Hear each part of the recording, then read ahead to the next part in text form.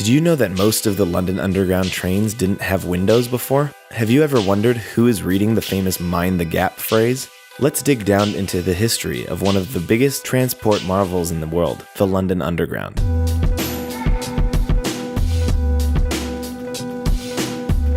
London Underground is the oldest and one of the biggest railway systems in the world, carrying millions of people every day. It has 270 stations, and the total length of the network is 402 kilometers. The Underground is as much a part of London as Big Ben and Buckingham Palace, and is one of the most recognized brands around the world. It started as a crazy idea in the 1800s. Running steam trains under the ground sounded as insane back then as if someone suggested building an elevator from Earth to the moon today. But it was a necessity. London roads were terribly overcrowded, and the city needed a transportation solution. That's when Charles Pearson came to the area and built Metropolitan, an underground line between what's now Paddington and Farringdon. It opened in 1863, but Pearson didn't attend the opening, having passed away a year earlier. Prime Minister Lord Palmerston also didn't come to the opening. Being almost 80 years old, he said he'd like to spend as much time above the ground as he could. The Metropolitan was a success, although the tunnels were filled with train fumes. The train drivers were growing beards to filter the air while they were breathing. The line was growing, and the city started to expand as well.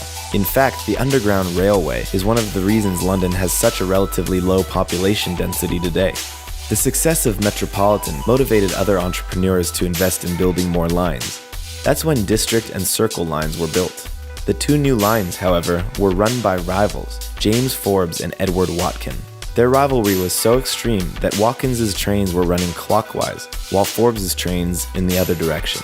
Thanks to new tunneling technologies and the use of electrified rails, the new lines were being built on a deeper level under the ground, and the shape of the tunnels gave birth to the phrase tube, as most of the Londoners call the Underground today. Soon, Waterloo and City, Central, Bakerloo, and Piccadilly lines were built, mainly under the lead of Charles Tyson Yerkes, who was the first person attempting to unify London's chaotic underground network. Although thousands of commuters used the tube every day, it wasn't popular among the public, mainly because the trains didn't have windows. The manufacturers figured there was nothing to see deep below the ground. In 1906, Frank Pick began working for Underground Electric Railway Limited, and for the next 30 years he was leading the progress of the tube, helping it to become the most famous and respected transport system in the world. Pick had a great idea for design. He introduced the roundel, the famous logo of the tube, which today is recognized even by those who have never been to London.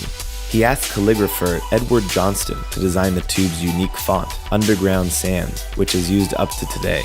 He commissioned Harry Beck to design a map that would simplify navigating through the most complicated transport system. Funnily enough, Harry Beck was paid just £10 for designing what became one of the most iconic samples of navigation design in history, the tube map.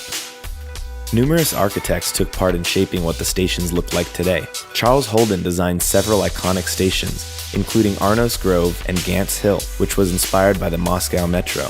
Sir Norman Foster designed Canary Wharf, one of the biggest tube stations ever built. London Underground played a huge role during World War II, when tunnels and stations were used as bomb shelters for thousands of civilians. In 1968, the recording of "Mind the Gap" was introduced to warn the passengers about the gap between the train and the platform. Most of the lines still use the original recording from 1968, featuring the voice of sound recordist Peter Lodge. Mind the gap. Some other stations use the recording of a voice artist, Emma Clark. Mind the gap. The Piccadilly line, however, uses the voice of Tim Benting, better known as David Archer from the Archers music band. Despite the world wars and years of underinvestment, London Tube continued to grow, although much slower than in the early years. Only 2 new lines were built since Charles Yerkes, Victoria and Jubilee. London was the first city to have built a metro link to the airport. The railway system was also extended with the introduction of Overground, which became a great instrument in the gentrification of East London. The tube, now 150 years old, is an essential part of London's life and culture. It won't be an exaggeration to say that the Underground shaped London into the city that it is today. How about you? What is your favorite tube station and why? Let us know in the comments below, and don't forget to subscribe to our channel.